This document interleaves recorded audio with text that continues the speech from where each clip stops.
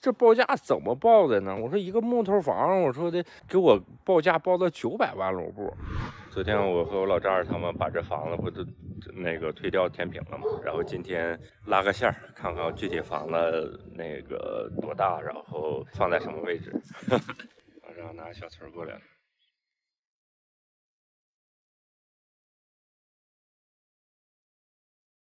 兄弟们，眼下这房子也扒完了，下一步就要转向开始盖房子的步骤了。这一段时间，因为盖房的种种问题，大家也有很多的疑问，前面有些视频也没讲的特别清楚。今天就再和大家好好唠一唠这背后的故事。昨天晚上又下雪了，又下了不少雪。现在都4月中旬了，然后现在面临一个问题，就是需要找那个施工队，然后这面的就是市区的施工队，还有就是这面那个我老丈人家农村这面施工队。报价都不一样，有人是按照那个木头米算的，有的按照平方算的，就是参差不齐的。有的报价感觉挺合适的，有的报价高的都不行。你看正常，你说咱国内的就是这种施工队报价，大概的差距不大，但是这面装修队一差好几万块钱人民币。现在我们就特别迷茫，特别懵。然后有的装修队吧，他还没盖过就是这种抛完光的木头的这种房子，然后他们给我们看的那个照片也都是就是那种接缝特别明显、特别不好看的那种，装修特别好的那种吧。然后他们价格也高的特别离谱。上2天有一个就是说交钥匙那种那个装修队，他们说9万卢布1平方米。我们说，后来我计算了一下，那个他们是就地基，然后盖房，然后再加房盖，就是里面的装修都装修完啊。我说的9万卢布一平方米。然后后来我算了一下，我们大概盖一个100平的房子，那不900万卢布了吗？我的个妈呀！我说这报价怎么报的呢？我说一个木头房，我说的报价报到900万卢布。哎呀，他们说啊，我就不包你装修，包你门窗乱七八糟都给你装修好了，就这拎包入住这种。我说再拎包入住吧，我们自己装400多万卢布，你就撑死了也达不到900万卢布啊！报这么高价格，他们是挺赚的，但是你说正常人也不是傻子。自己盖的成本基本上就是都能算出来，就是具体的花多少钱，你就说地基花多少钱，然后房子花多少钱，房盖花多少钱，但是也不至于说的你盖100平的房子花900万卢布，就挺有意思的。这边办手续乱码七糟的，然后再有就是办手续特别慢嘛，就是慢的都离谱那种，办一个小手续也要等好几天，办一个小手续等好几天。然后就是找装修队，因为找完装修队之后，他们会给计算用料，因为现在我们也不敢买，你说买少了吧不行，买多了吧还剩。我感觉是怎么了，在俄罗斯这边你办什么事情吧，你不能着急，你得好事多磨。我这种是比较性子急这种，你知道吧？但是在性子急在这边根本就不好使，你咋急也没有用，你也不能你说你动手去骂人去，你或者说脏话，你或者怎么样，你说你也不能动手去怎么样人家。那你就只能你要说你性子急，那你就是你自己干受气。最重要的着急没办法，着急也得这么做。这不下雪了吗？下完雪之后地啥的，哎呀又冻住了。冻住之后还得就是化好几天呢，把雪化没了。估计到5月初吧，5月初左右应该能，按理说能化的差不多。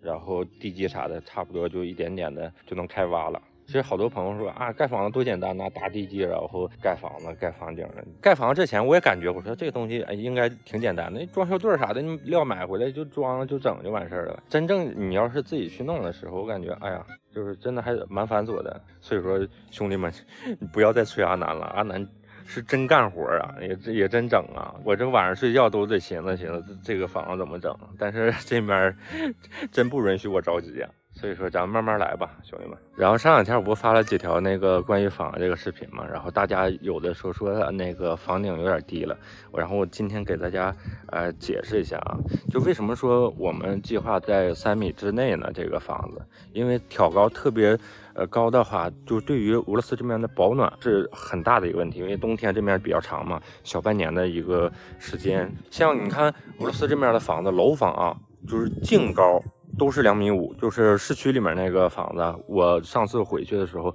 量了一下，挑高就是2.5米，净高度就是2.5米。就我们也计划了是房子整体的高度是3米高，刨去那个棚顶的话，净高度也在2.7米左右，这么一个高度，已经很够用了，兄弟们。就像二哥家也是，二哥家你看那个高度，他家那房子高度，大家看，是可以的，没问题的。二哥家那个是挑高是净高度啊，也是2.7米。给老丈人家盖这房子，最重要是让他们住的舒服，然后把房屋的保暖性，冬天住的暖和，就 OK 了。没有必要说的啊，那个挑高整的那么特别高，就像宫殿似的。再一个，再怎么说的嘛，阿南如果说的真的就是实力允许的话，我都想给他们盖皇宫。那你关键是实力不允许，是不是兄弟们？再一个就是老丈人家，他们这块就是一个农村，就像盖一个8米乘12米这么个房子，在他们农村里面都已经数1数2的了。但是咱也不能说的盖的啊那么特别，哎呀，就是咱新房子都盖了，就是盖的那么特别不好，咱取个中，比上不足，比下有余，这样就 OK 了。我感觉阿南我的想法就是让父母让老人住的舒服，住的幸福，就 OK 了。其实这个房子的搭建，最主要还是按照我老丈人的主意进行的，包括大小和材质也都是他们喜欢的。因为地域和文化上的不同，在这边农村盖房子和咱们国内还是有很多不同的地方，无论是盖法还是施工上，后面如果出现有歧义的地方，也希望大家能够理解。因为我不懂盖房子，还是要尊重老丈人和后续施工队的具体操作。但等后面房子落成后，软装方面的工作我还是会多发挥的。到时候也可以多弄一些有咱们特色的中国元素放到新房里。最后也再次感谢大家一直以来的帮助与支持，相信大家都一样，期待老丈人、老丈母娘最终能住上舒适漂亮的新房子。没错，兄弟们，盖房日记又有新动作了。最近这几天可是把我和小达忙坏了，城里农村的跑了好几趟，就是想尽快把工程队和材料这些东西都定下来。老丈母娘家农村的工程队我们也聊了4、5个了，有些价格是挺合适的，但是最大的问题是施工的工艺上没有那么好，有些是我们想要的效果达不到，所以我们就不打算在农村这边定了，还是去我们市区这边找，这边的选择性更多，也更专业。最终皇天不负有心人，我们最终锁定了2个团队来选择。OK， 兄弟们，我们现在已经回市区了。经过这么多天，然后准备工作准备的已经差不多了。然后现在我们就是有2项是最重要的，不能说是2项吧，应该算是3项。第一项是手续，但是手续就是慢慢推进着。然后第2项是就是找工程队，因为我们已经和很多工程队谈过了。然后具体用哪一个，我们现在还在沟通。然后第3个就是买材料，就是买木头，因为它这个木头吧，不是说你想要就有现货，得需要提前订。所以说我们今天最重要的，我们先去建个工程队。这个工程队之前一直在网上联系着，然后报价给我们的价格还算是不错的。所以说我们今天过来看看，看完之后到时候看今天有没有时间。今天要没时间的话，然后就明天再去看看木材这样的。打算这2天把这2项给确定下来。现在我们去，这是一个公司，不像上次那个就只是装修队，这个公司是包料包工的。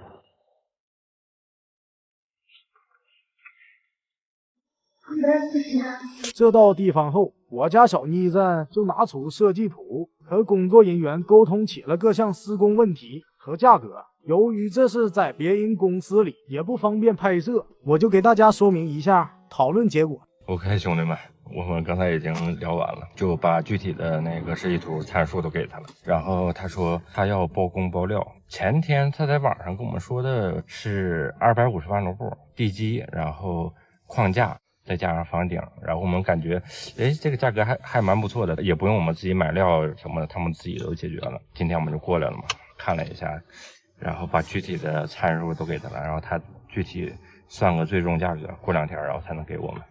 Ты как чувствуешь вот это? Не знаю, нужно посмотреть, какие они цены напишут. Вчера написала, что цена вот 2,5 миллионов, ну нормально. Если она посчитает больше, то, ну не знаю. Уже не знаю, сколько там посчитает. Будем ждать. 这个谈完了就等了，我们得先确定这个报价，这个报价要合适的话，我们就都从他那块走。如果说这个报价要不合适的话，我们就都研究自己去买木料什么的。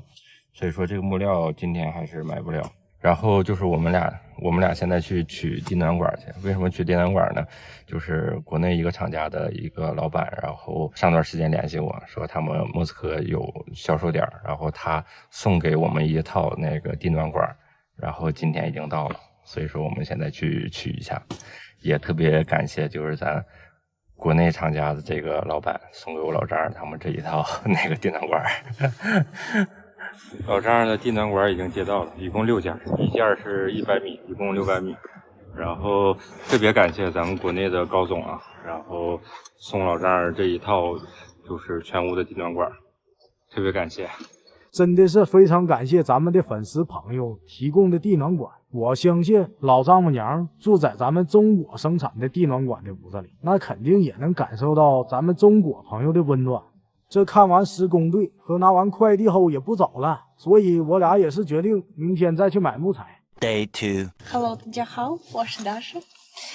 Сегодня мы с Мишей съездили, уже окончательно заказали брус. Мы очень долго искали строительную компанию, мы ездили к разным бригадам, нам все что-то по-разному считали, говорили. Некоторые нас даже хотели обмануть немножко. И, в общем, в итоге мы договорились с бригадой, которая первый раз у нас, с которой мы первый раз встретились, ну, который, вот этот Джоник, да. И мы брус хотели тоже заказать у человека, к которому тоже первый раз ездили, но у него, короче, очень много было заказов, и он не смог взять. Потом мы нашли вот здесь вот, короче, тоже завод, и здесь они тоже изготавливают. Мы заказали, они нам пообещали, что, ну, где-то они... Документы уже, в принципе, готовы, у нас разрешение на земельные работы есть, то есть нам можно уже и фундамент делать, и копать водопровод, а на дом он будет, ну, чуть попозже. Это не страшно. У нас в России документы делаются... как раз либо когда уже дом построят, либо когда его строят и документы делают. В общем, у нас так всегда происходит. В общем, уже не так переживаю. Надеюсь, что дальше все будет нормально. Конечно, сложно было, очень сложно. Мы ругались уже 100 раз со всеми, особенно с документами. Просто я такой человек очень чувствительный, но так, в принципе, все можно сделать. Просто нужно не злиться, не переживать, в общем, и потихонечку все делать. Так, в принципе, все возможно. 综合各方面考虑，我们选择了单独包工的施工队，这样在材料上我们也有更多的选择。木材上我们找了一个专门定制的工厂，大叔还耐心的帮我们解释了我们应该定制什么样的材料。Есть люди, которые ложат десятку просто плашмя, ну десятку брус профилирован. Но дело в том, что на фундамент его положишь, а когда положишь 2 там будут вот эти нижние шипы, которые мы их просто не делаем, а делаем вверх. И тогда он низ ложится ровно. Ага. Или к десятке, или на фундамент, чтобы потом там топором не это. 话口说我们听不太懂，大叔还带我们去厂里看了一下木材是啥样的。Вот, например, смотрите, брус. Вот видите брус? Ага. Вот. Его надо положить на фундамент. Как его положить? Будет дырка. Да, вот здесь далеко. Они... Чтобы дырки не было, если нужен стартовый, Ага. мы низ не делаем, а верх делаем. А только так, верх хотели, да? Вверх. Ну, No. понятно. Ну видишь, а это что-то... Это же не ваш. 这个是我们要定6米多长。不出意外的话，再过10几天，等地面彻底解冻了，我们就可以开始动工打地基了。咱们就敬请期待吧。咱蒙子说：“我在中国也没干过这么重的活啊。”这俄罗斯二哥带我们去买建筑材料是一种什么样的体验呢？没错啊，兄弟们，盖房日记又有新进展了。随着气温一天天的升高，老丈人家的土地马上就要彻底解冻了。这打地基的工作即将提上日程，像是钢筋、木材、保温板这些材料都已经就位了，还有一些零散的小材料没有买。今天正好二哥白天不上班，他又比较有经验，我就让他带我去建材市场走一圈，把缺的材料都买齐了。二哥带我们去买那个就是打地基的剩余的建筑材料，上次把那个钢筋什么的都买了，然后现在去买些那种小的乱七八糟的，不知道大家能不能看清啊？就是大概的线儿我已经扯上了，然后这块是一个门厅，从这块进去，然后左面2个房间正对着一个房间，然后洗手间、厨房、客厅，然后这是一个小衣帽间，然后前面是一个配电室。这么一个小雏形，现在去二哥家，二哥带我们去买去。OK， 兄弟们，我们已经到那个配件厂了。这一来到建材市场，我们就直奔主题，找到工作人员，把我们需要的购买清单给他看，让他帮我们备货。 Все это будете со склада забирать. Я вам сейчас документ просто сделаю, оплатите и на складе заберете. 这块什么都有，这个建材城还挺全，里面东西啥的。之前带老丈人也来过这块，但是没具体注意。这个门我看2000多欧，但是смотри, вот видели, нормально цена. Ну, это в комнату, да? Да. Нормально, вообще нормальные цены. Вот это красивые, вот такие вот, А вот это сели. 之前我和大沙在市里也去看过门窗的价格，那家伙可老鼻子贵了。没想到老丈人家这边的要便宜不少呢。不过现在房子还没搭建起来，所以门窗这些家具暂时还是不急着买的。等打完单子付完钱，我们就来到仓库这边取货了。这доска ты плюс раз думали, что Сороковку брал. Ну. ага. Что лосар, нет? Если они останутся, они уйдут на крышу. А, крыша, да? Да. 各种钉子，螺丝钉、洋钉，油单纸，这个是绑钢筋的铁丝的，然后这都是大洋钉啥的，然后这个是油单纸，油单纸我不知道是干啥的，防潮还是怎么回事？这地基的材料购买完毕，我们又驱车来了木材厂，把房子地基的木板也一起定了下来。我们现在到木材厂了，过来买木板来了。就是打地基用木板，然后房顶、房盖也用木板，到这块钉一下板子什么的。有二哥在旁边给我们出谋划策，这地基的木板很快就钉好了，我们就先回家等着他们送货上门。卸车了，这点钉子啥的是打地基的时候用的，这钉子乱七八糟的，然后还有铁丝子、揪肉了子。然后这个东西先放二哥家，спасибо, Леша, молодцы вообще. Братан, все для тебя. Не все для мне и родителей. Вот эта доска, это для фундамента. Да. Тогда где брус? Да, брусом рядом. Да, я думаю, да. 没多会，这木板也送到了，大家又要开始忙活起来。又到货了，打地基用的木板到了，阿南刚才去买的。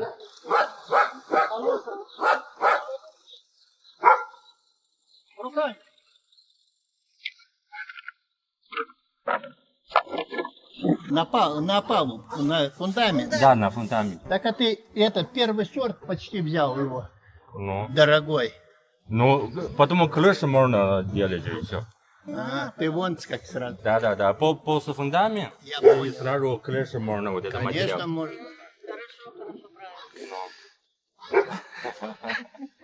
Они хорошие. На первый сорт. Да, первый сорт. 等把这点木板卸完，我老丈母娘已经把我最爱吃的手抓饭准备好了。这简单的补充完能量后，我们就开始了投入到了新的工作当中。前2天不是把盖房子的主体木材都装卸好了吗？由于当天卸完车已经是深夜了，还没来得及把这堆木材分开。由于木材本身特别重，长时间堆放在一起很容易把底层的木方压弯，所以我们还需要把它们分开堆放。这个方子整体因为它是半湿的，不是干的，然后它要是摞这么高的话，它到时候就压弯了，中间没有那个隔断的话就压弯了，太沉了，压弯了之后到时候房子就不支溜了，不保暖了。所以说我们现在考虑把它一点点的分散开之后，然后有一小摞一小摞那么摞。由于缺乏这方面的经验，导致前2天好不容易堆起来的木方，今天就又要给它分开堆放了。而且老丈人家的场地也没有多余的地方堆放木方，所以我们只能借助二哥家的空地儿放一放了。不巧的是，二哥今天要上晚班，现在已经上班去了，就没空过来帮忙，我也只能喊瓦年过来搭把手。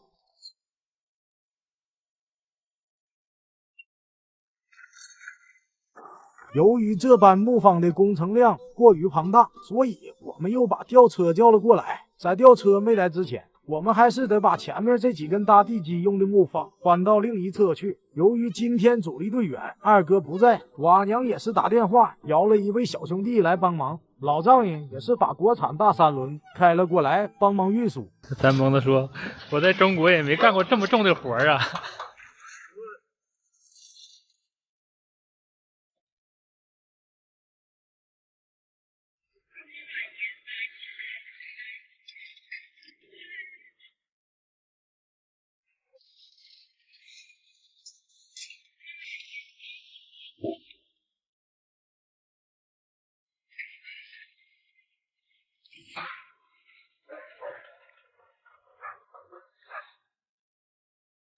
Давай поднимай.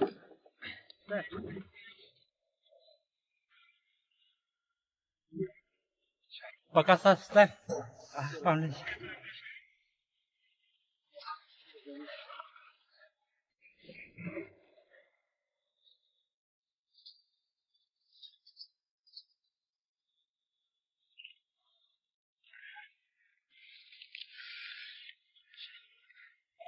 Там不是кран。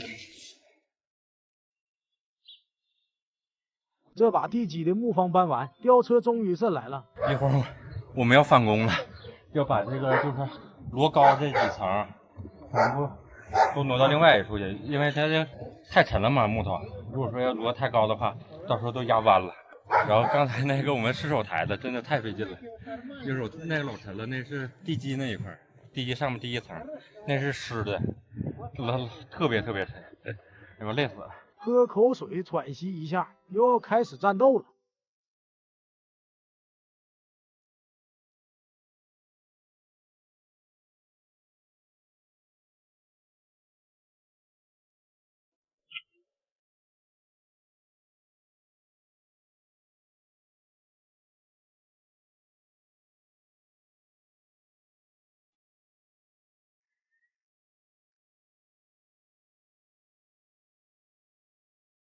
如果说要不整的话，如果房子完了，如果说盖房子，人房子该不直溜，然后咱要说工程队该说了，你这房子不直溜，不怪他们，可有这种甩锅的，可有这种甩锅的。她的美丽是否值得去寻求？夜空的花散落在你身后。幸福了我很久，值得去等候。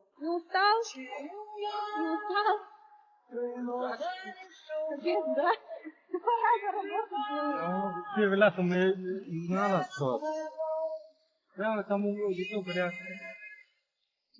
Ну что делать? Мы первый раз ничего не понимаем. Второй раз мы выучили.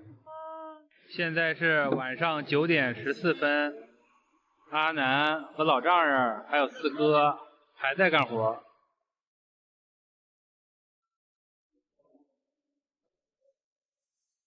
Давай, папа. Переворачивай. Ага. Ой. 今天活终于干完了，明天那面还都得倒过来对正了。要不那面不像今天这样，今天这样都是一个壳一个壳都卡好了。那面那天卸车的时候卸的特别乱。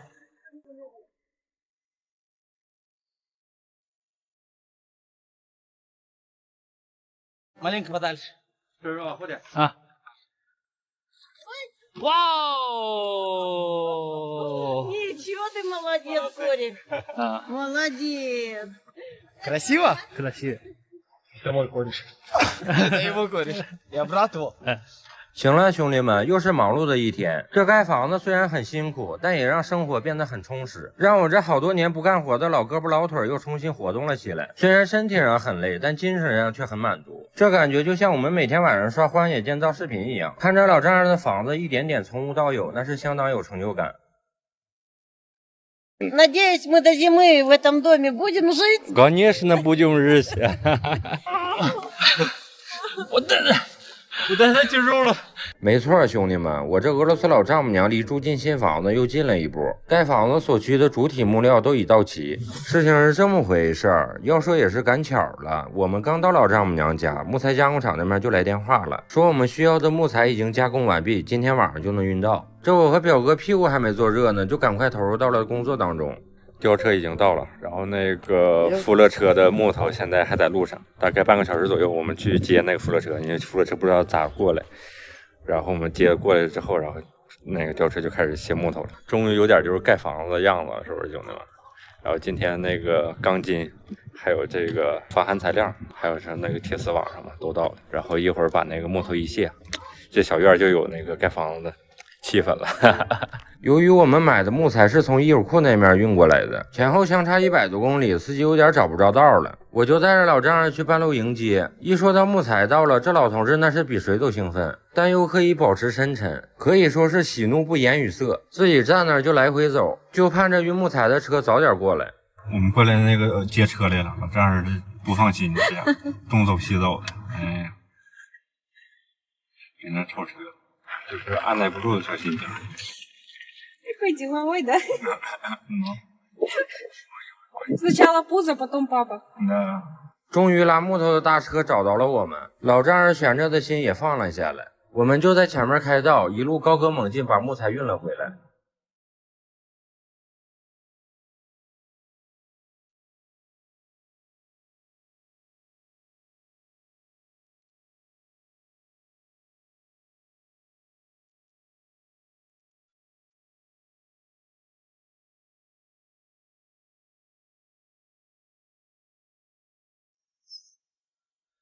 我来看看啊，这一车的木头全是我老丈人家的房子用料。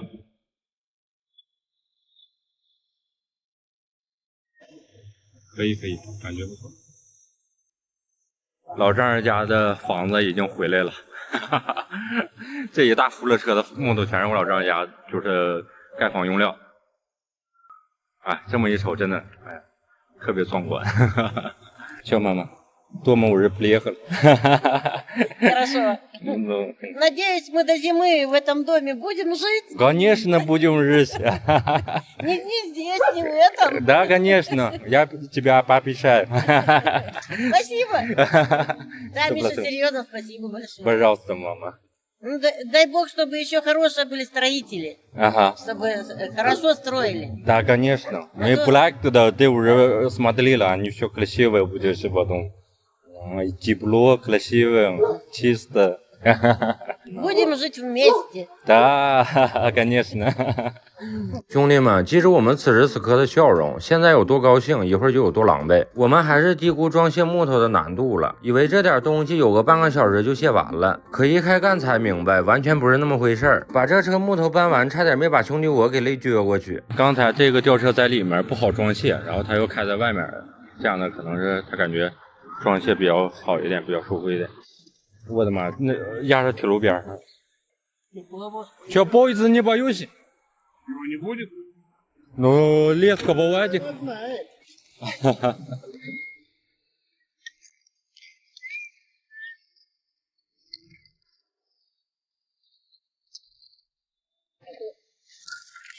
Брось.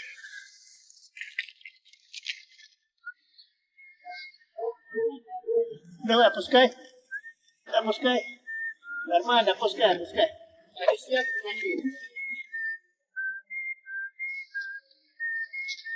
Ага, опускай. Не тяжело,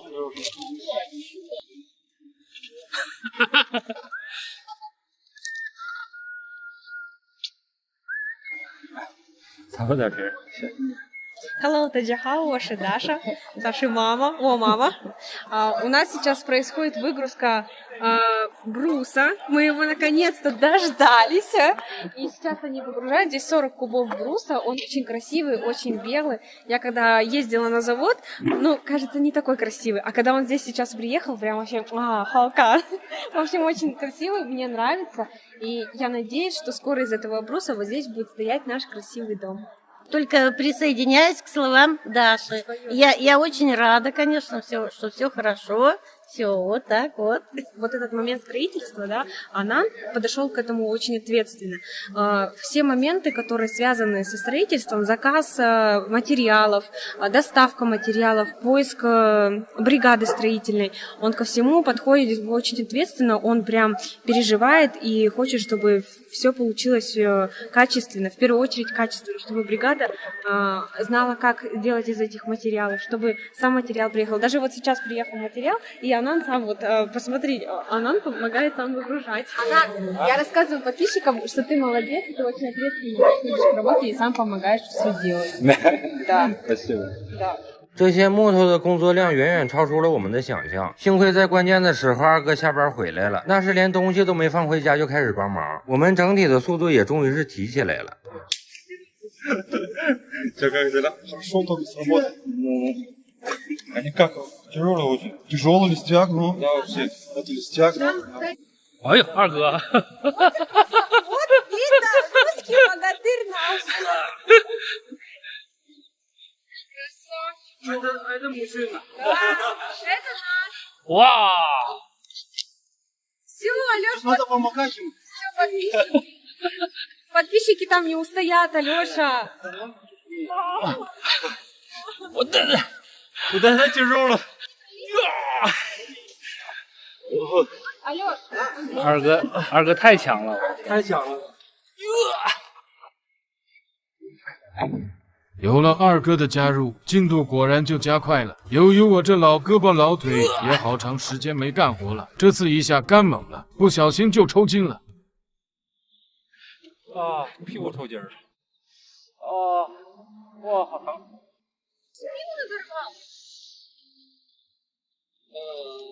Здесь.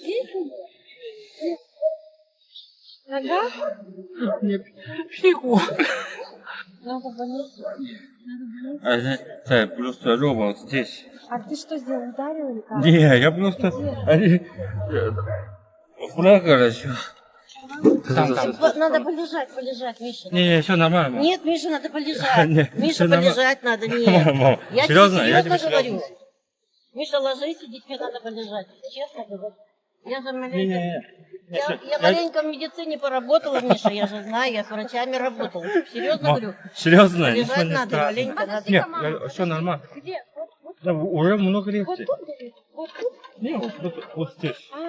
Вот А это просто мясо. икра. Да. Сухожилие. Сухожилие. 对，说他认识呢。 Слава Богу. 他以为我后背扭了呢，然后联系到那个那啥，联系到屁股了。我一直跟他说，我说屁股肉疼，然后他说的不行，主要是你， Помассажировать надо. Даже помассажируй маленько. 你不会翻译抽筋儿是不是？ 对，我不会翻译抽筋，我说屁股疼。有一天，我发现自恋资格都已没有，只剩下不知疲倦的肩膀，担负着简单的满足。以前，我是从平淡日子感受快乐，这不全都让我撇。 看到了明明白白的远方，我要的幸福，我要稳稳的幸福，能抵挡末日的残酷，在不安的深夜。现在是晚上9点11，木头还没有卸完，已经卸了好几个小时了。 能用双手去碰触，每次伸手入怀中，有你的温度。Вот сегодня будет, Мишка, сегодня будет. Хорошо поспать, что-нибудь. Твоя дома, папа? Не, это не дом еще, это только бус. Это еще не дома, да? Это уже почти. Все устали, мои хорошие, мои любимые мужчики. Не говори. 终于结束了，太难了，卸个车嘛，卸几个小时，卸4个小时还是，我的个妈呀！今天菜硬啊，今天这菜嘎嘎的，哎呀，过年了，你没过什么？ Да, Новый дом это как Новый год праздник. Молодец. Ой. Такой хороший. Мишенька, ты хороший. Молодец, Миша, устал сильно, наверное. Не, все нормально. Спасибо вам большое всем. Спасибо, что счастливы. Тебе спасибо тоже большое. 哎，我不能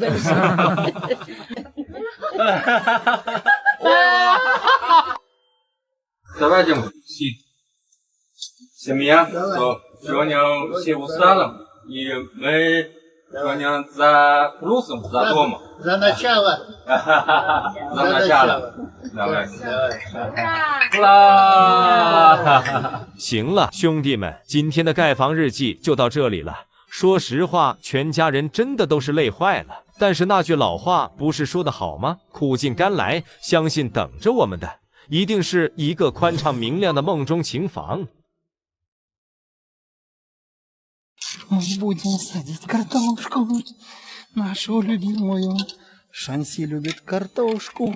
俄罗斯生活欢乐多，种土豆还得看二哥。没错，兄弟们，又到了1年1度在西伯利亚种土豆的季节。土豆对于俄罗斯人的重要性和咱们的小麦、水稻基本上是一样的，在这边基本上顿顿都离不开土豆泥。随着这天气的彻底转暖，二哥也开始收拾他的拖拉机了。这种土豆总共分2步，第1步犁地，第2步播种。今天趁着二哥不上班，正好把老丈人家和他自己家的2块地给犁出来。二哥这块正犁上了，一会儿过来一个拖拉机把那个地都旋乎了，然后二哥就拿这个三蹦，这不应该叫三蹦了，这个马扎子，用这马扎子，然后犁地，把那个都犁成那个一条垄一条垄的那种。二哥家这个比老丈人家那个马扎子大，这个发动机比较大。像院里这点小地呀，就外面那点小地，用这马扎就足够了，就不用大型拖拉机。Мы будем садить картошку, нашу любимую. Шанси любит картошку。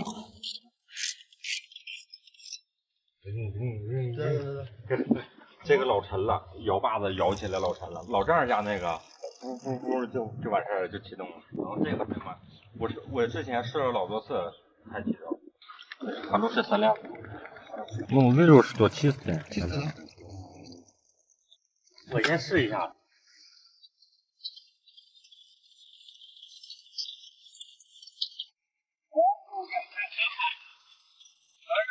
干活干的有点劲儿了。去年前的话，洗这个喷雾机老费劲了。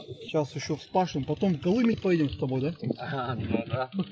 因为二哥和老丈人家都没有大型的拖拉机，这翻地的活还是找来的亲戚帮忙。因为2家一共就2块小地，这大家伙一上场效率那是杠杠的。旋耕机已经过来了啊，不是旋耕机，翻地的那个。这块地是二哥家的，先给二哥家翻，然后一会儿给二哥家翻完以后再给老丈人家翻。这个拖拉机有点年头了。估计都前苏联时期的了。每个早晨7点半就自然醒，想起又是一天云很轻。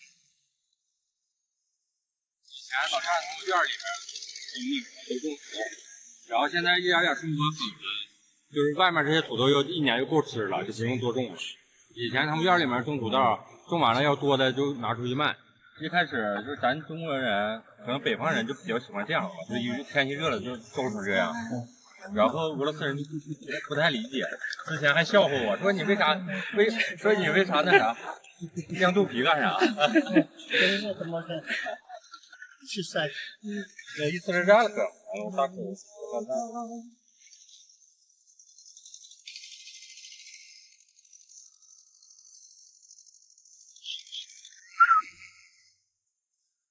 OK， 现在二哥这个地已经都旋好了，也不是旋，一开始我以为旋耕机呢，他就是把它翻起来，把地翻起来，翻起来之后，然后用二哥那个马扎子，然后起垄就完事儿了，就可以种地了。然后现在二哥地整完了，现在去老丈人家，把老丈人家地这个翻出来。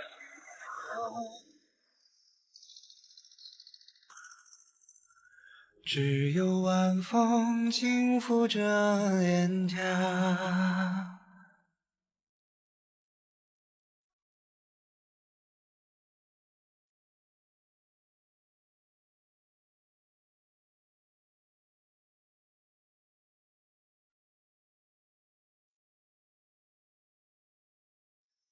二哥拿这个东西特别有意思，就是他们丈量地不用尺量，然后用这个玩意儿，这一下子往过拐一下子是2米远。把面来吃了，说个这别说这是啊，500平。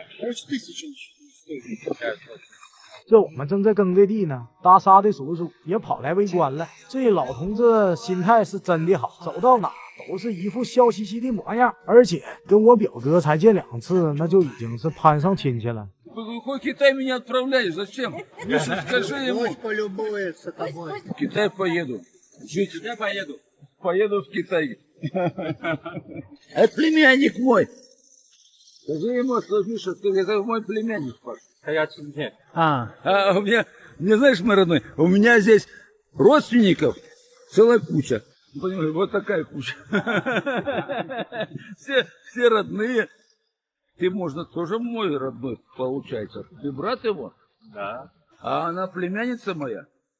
Значит, ты тоже мой родной. 聊着聊着，这老同志又跟我聊到了咱们的国产车，那是一顿夸赞，看得出来是真的喜欢啊。Повар у нас. Автомобили, да? Автомобиль, повар. Ну, тройка, третья модель. Китайская машина, да? Китайская машина. Третья модель. Ну, рамный он. Езжу, ничего такого. Неплохая машина. 这土地翻新后，就轮到二哥出马了，开着开沟机给这地推成一垄一垄的。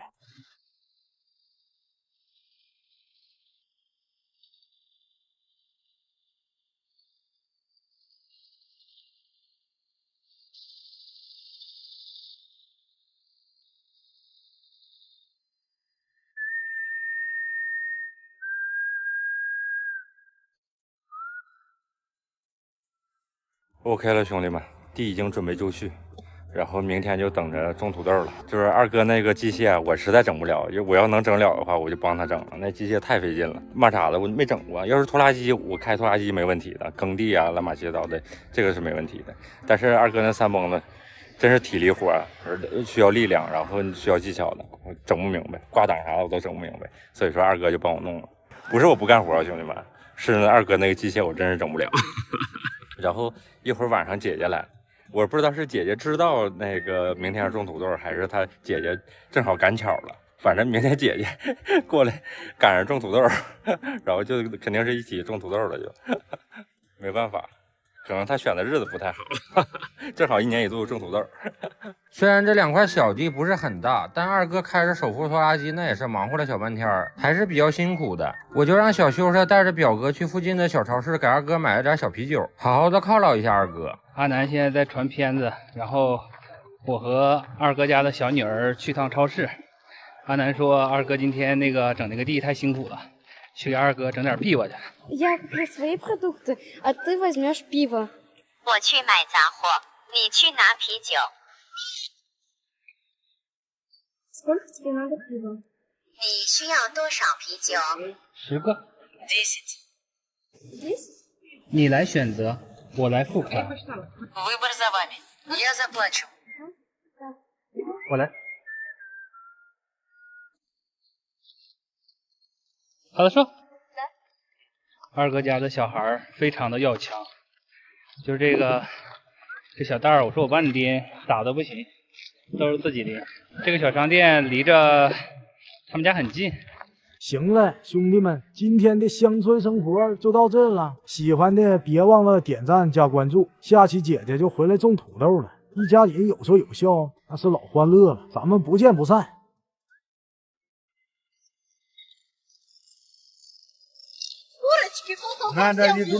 没错，兄弟们，万众期待俄罗斯老丈母娘家的新房终于是开工了，正式进入打地基环节。事情是这么回事儿，经历了漫长的等待，我们终于是接到了施工队的电话，确定这2天就过来施工。这边盖房子就是这样，大家都不紧不慢的，有时候一个房子盖2年都不稀奇。我们这也是千催万催，终于是把施工队给催来了。大型机械前1天就进场了，看见这些大玩意，我们悬着的心终于是放了下来，终于是可以开工了。这样，мама, сегодня в школе техника полезет. Ты знала, да? Чё как? Со школы начинаем дома или что? Да. Наконец-то. Наконец-то. Устали ждать. Да, я тоже устала. 原定计划是这2天先把排污井、自来水、下水道这些都先铺设好，然后再开始挖地基。我是万万没想到啊，干活的大兄弟给我来了个出其不意，计划有变。今天下水管铺设好，就把地基全挖出来，这一下子就打乱了我的安排，所以我一大早上就快马加鞭回城采购物资。这新房动土咱就都热热闹闹的，暂时留小达先在家里面看着。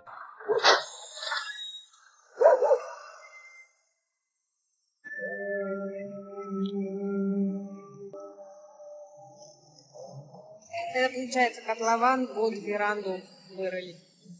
Все, выгрузили, получается, первый маленький котлован.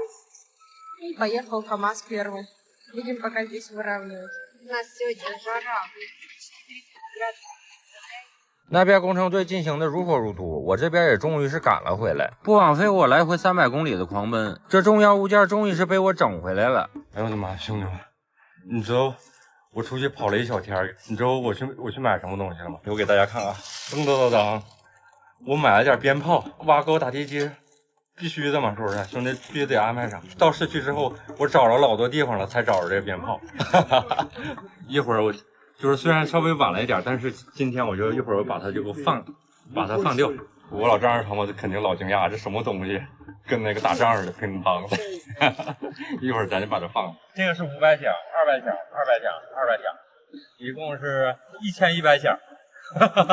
然后我留了一半，等着到时候上粮时候用。到时候拿胶带这块一贴就完事儿。Что это? Это бомбочки. Бомбочки. Праздновать начало строительства. Знаешь, как стреляют? В Китае вот это вот постоянно стреляют. На Новый год, на праздник. 看着火药，晚娘眼睛都亮了。别一会儿咱们放炮，把警察整来了，什么又打仗了吗？别说瓦娘了，就连施工队的几个大兄弟看到这鞭炮，都停下了手头工作，过来围观来了。他们不知道是啥。对，他们不知道。Кого? Русские? Армяне? Всех? Бум. Кого будем? Армения тоже бум-бум. Нет? Они как-то думали, строить тоже вот это зажигают, да? Когда дом строят? Нет. Это в Китае дом строят? Да. О, И Новый год, и строительство. сейчас взрывать будете? Да. Нет, я здесь им. Это мы отмечаем начало строительства. А русские что делают? Водку пьют. Водку пьют. Надо обмыть. 俄罗斯这边庆祝那个盖房子，他们是喝酒，喝伏特加。Бомбу купил. Да. Сейчас вот зажигать будешь. Когда это логистику таки. 等一切准备好，开工仪式正式开始，所有人都围过来，见证这喜庆的时刻。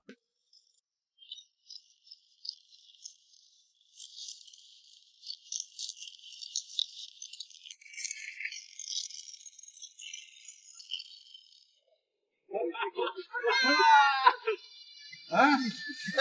Кого? Не слушай, да? Надо ведро и собирать яйца. Иди собирай. Я зашла, всех куриц нету, убежали, спрятались. 好的。这个炮放完之后，也就等于说我们这个房子正式开工了。虽然炮放的晚一点，但是我们这个气氛也要到位。这鞭炮一响，黄金万两。我把咱们动土的习俗也带到了这个俄罗斯的农家小院。老丈人、老丈母娘那是老惊奇了，从来也没见过这阵仗啊！这鞭炮一阵完，我相信我老丈人家这个新房也会盖得红红火火，一切顺利。有过多少个昨天，习惯了日夜流转在指尖。也许这几年改变了一点。能有多少个夏天，让时间飞越风浪的火焰，期待的一天，好近又好远。然后现在这个专业人士来了，测量的专业人士，然后他一会儿他整平了之后再测量一下子，看看平不平啊，地方什么的。请你相信，每一次奔跑的勇气，都是写给未来的信。穿越每一座山岭，冲破每一个海底，没有人可以也被代替。前路不只有荆棘，还有难忘的风景，一切美好都会给你欢喜。是不是也就挖这么深，还要再深点啊？基本上就挖这，挖深，然后上面填一层那个硬石头，做一下硬化，然后到时候铺平了之后，然后上面拧钢筋，然后它的地基就是在那个地面上面了，就浮在地面上了。因为我老丈人家这个地面比较地势比较低，所以说他要把那个地基往上打一块，往上浮对一块，然后房子比较高一点。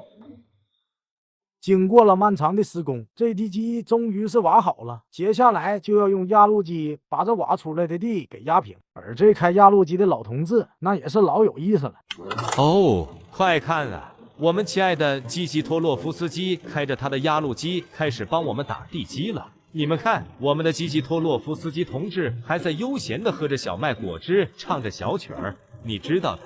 小麦果汁就是他干活的原动力。基基托洛夫斯基同志工作时不能没有果汁，就像阿南的视频不能没有朋友们的点赞一样。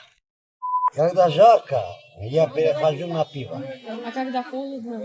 Когда холодно, водка, конечно. Это Сибирь. Замерзнешь. Нет, правильно себе все принимать. Не то что расслабиться и счастье Бог даст. А тебе никто ничего не даст. 行了，朋友们，这打地基的开始，就代表着我老丈人、老丈母娘的小屋就正式进入了施工阶段了。虽然从我们开始决定建房到现在已经过去了3个月了，这过程中也有许多坎坷，但我相信好事多磨，一家人一起努力，我们一定会把房子建成全村最亮丽的风景线。我懂得你呀，你已经足够坚强。他给我预留管，预留就这么细的管，下水管，一泼大便就一个肚来。我的个妈呀！没错，兄弟们，俄罗斯西伯利亚盖房日记又更新了。今天是正式开工的第2天，经历了前一天晚上的彻夜施工，我们终于是把地基的雏形挖了出来。今天的工作就是沙土回填，顺便把自来水管道预留出来。这个打地基，那底层石料已经过来了，到时候底层石料铺完之后，上面就可以拧钢筋了，就是摊平之后压实之后就上面拧钢筋就完事了。在施工队的选择上，我们还是找来了当初给二哥盖房子那伙人，毕竟他们有经验，也总盖房子。再加上二哥没事就过来帮忙，还是替我们分担了不少工作。今天一大早上运石料的卡车就过来了，一共是整整2大卡车的碎石，加上1卡车的细沙，这些作为基础，地基应该就稳了。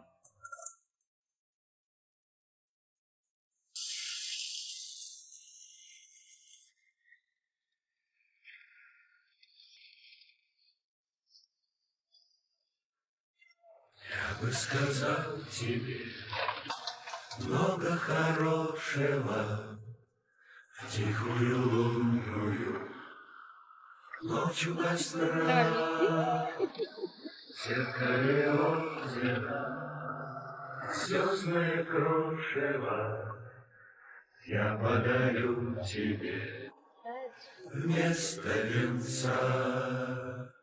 因为我以前没有过盖房子的经历，所以这次给老丈人盖房子算是一次非常好的学习机会。无论是在二哥那里，还是在施工队那里，都了解到了许多盖房子的细节。只是有一个地方和我的认知有些不一样，那就是下水管。在我印象中，咱们国内的下水管应该是很粗的，这样以便排水。而施工队给老丈人架设的这个管道是不是有点太细了？给你们看看啊，他给我预留管，预留就这么细的管，下水管，我一泼大便就一个肚来。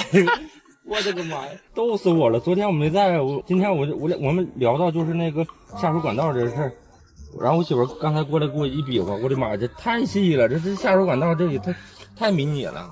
然后这帮俄罗斯人嘛，就感觉自己特别专业那种，就是啊那个你跟他说点什么，他贼犟，这个没问题，我都盖多少年房子了。那你说咱中国也没有这么细的那个自来水那下水管道啊。就一个胳膊的距离伸进去，对呀，一个胳膊的距离，我的妈，这要赶着那个便溺的话，我就一泼大便就给堵了，入乡随俗吧。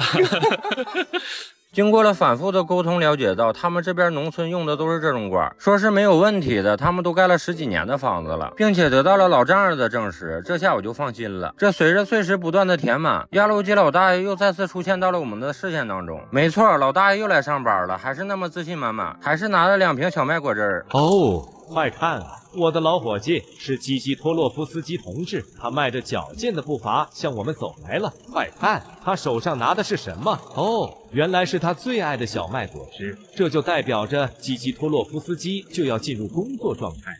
2瓶，司机又来了，又2瓶，哎，干活必须整2瓶，没有2瓶这活干没劲儿。天天来干活整2瓶，过来又打2瓶，必备的。你过2天多准备点吧，你这整不够，人家不给你好好干。不过这小麦果汁以后可能是不用再准备了。老大爷压了2圈后，就把工作对接给了二哥，让二哥学习一下开压路机。据说他在其他城市还有一个工程，今天就要过去。还好剩下的工作就剩1点了，让我这二哥也体验一下压路机是怎么工作的。这老大爷教二哥怎么开这个。老大爷说一会儿走有事儿，然后二哥让二哥学习一下子，一会儿二哥压。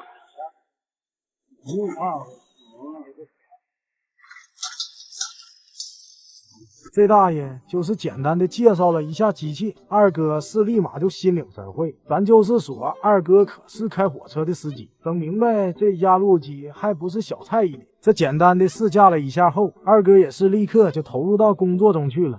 二哥就是强啊，这玩意儿一次都没开过，火车司机开压路机。好，熄火了。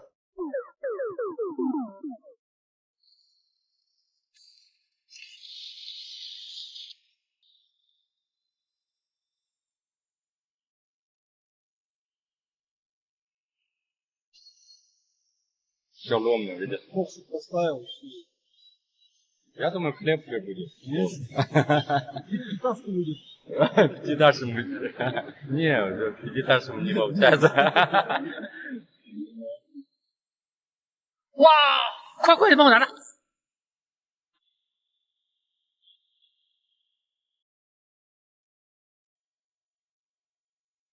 要说这盖房子呀，还真是一个辛苦活。开工的这几天，我们每天都起得很早，一直干到晚上9、10点，累是累了点，但你们应该也能感觉到，看着老丈人家的房子一点点的起来，全家人都老高兴了，那是干劲十足。我总想被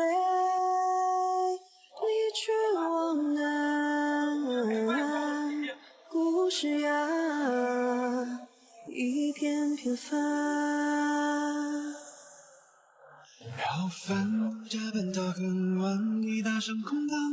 Вот здесь Лёша проедет? Да.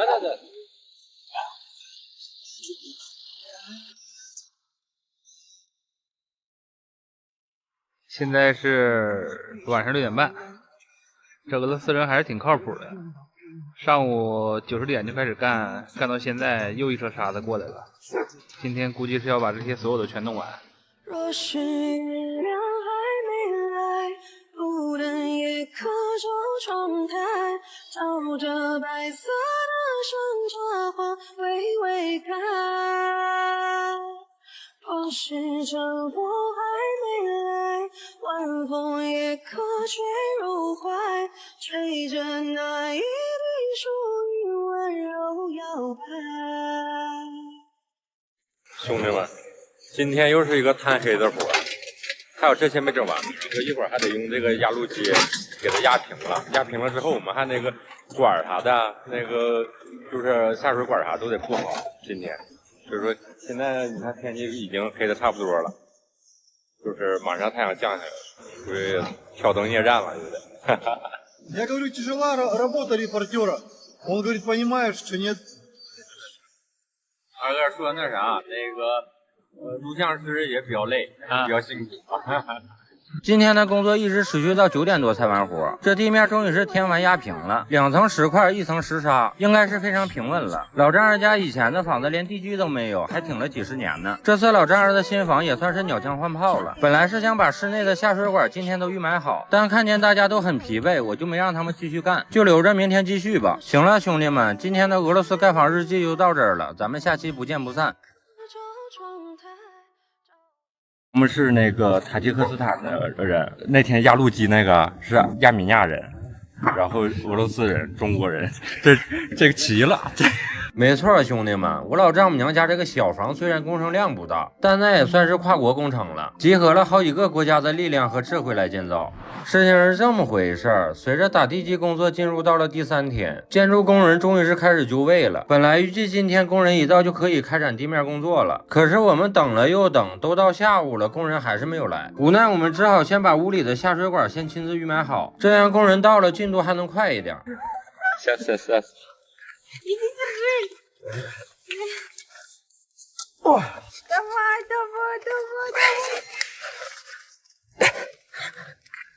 Держи. Вот твой арка.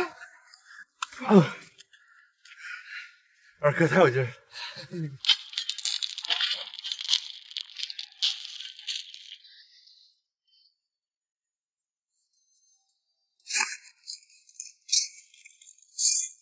我们忙着忙着，昨天开挖掘机的老哥也过来上班了。Приставимо держи, не тройни. Смотрите, там Иван течет или не течет. Женька, все правильно меряй. Вот сюда надо снимать дырочку, вода течет. Хорошо. Очень хорошо. Очень хорошо.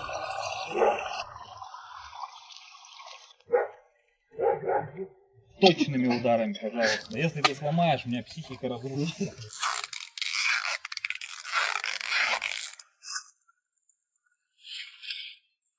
要说给我们挖管道这个大哥也是大力出奇迹的人才，之前挖沟忘记把自来水管预留出来了，今天赶紧让我老丈人找个长点的钢管，要大力出奇迹把它凿进去。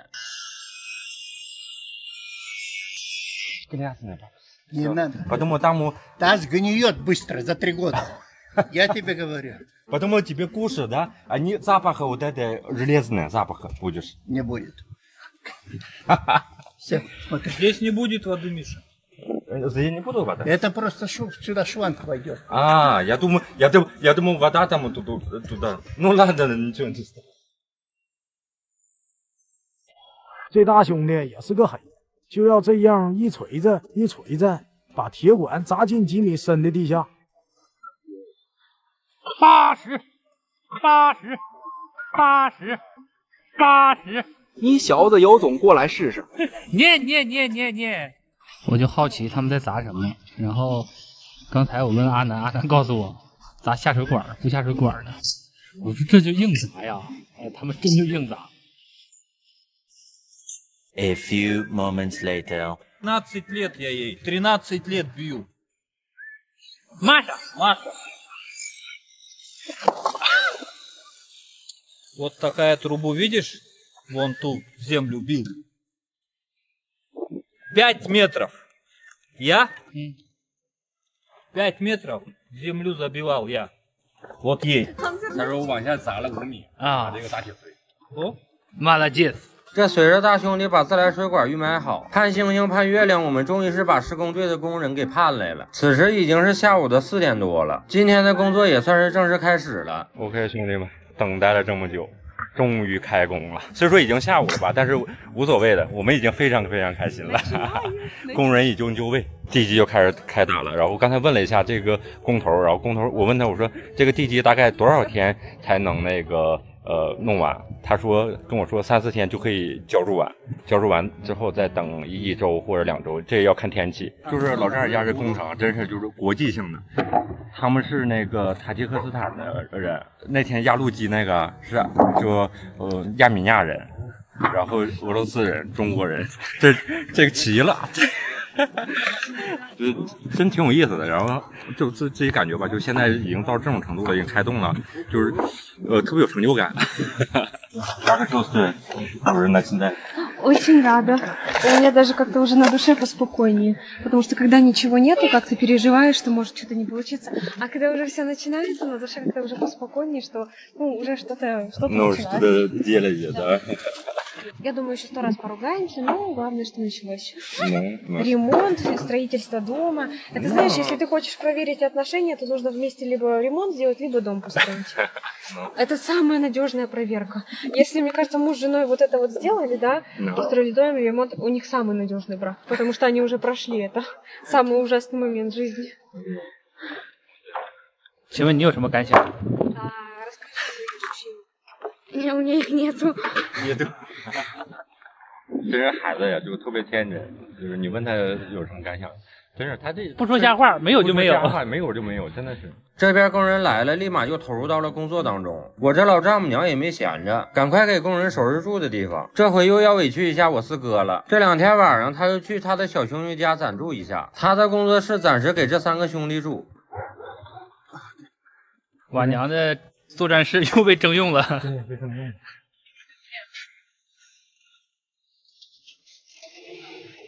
老丈母娘这块收拾呢，晚上工人要给块住，估计住个2天左右。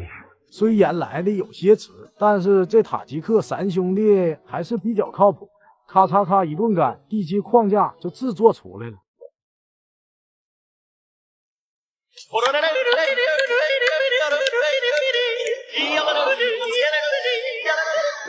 我看兄弟们挺肉的，就是那个大地基旁边那个隔挡那一块，基本上整的差不多，没到5点钟过来的，然后5点钟开工的，都下午了，5点钟开工，收工得什么时候？一会儿我看今天记录一下，看看他们就是5点钟上班，然后下午5点钟上班，然后几点钟收工。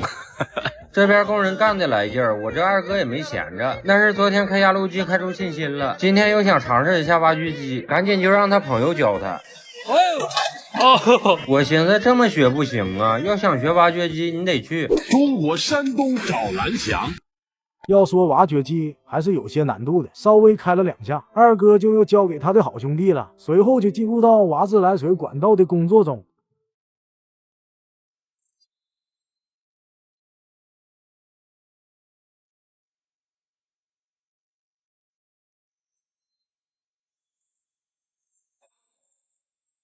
二哥出马，一个顶俩。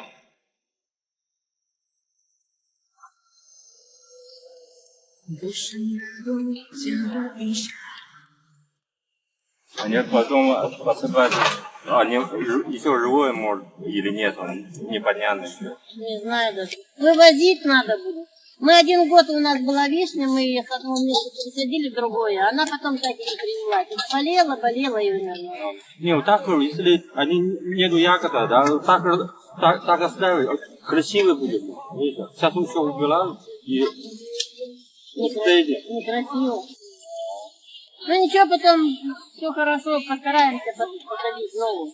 Месяцы мы им потом скажут, чтобы они вещи свои сюда перенесли, я там место приготовила им. А что если помыться там или чай попить, пусть приходят, пусть у нас чай.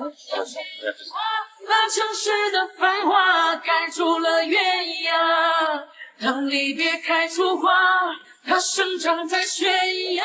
А мешку мы туда закопаем, да, все. А другого оставим, чтобы елки кормить только. Посадила, да? Ага. Подошел, мисочку поставил, покормил.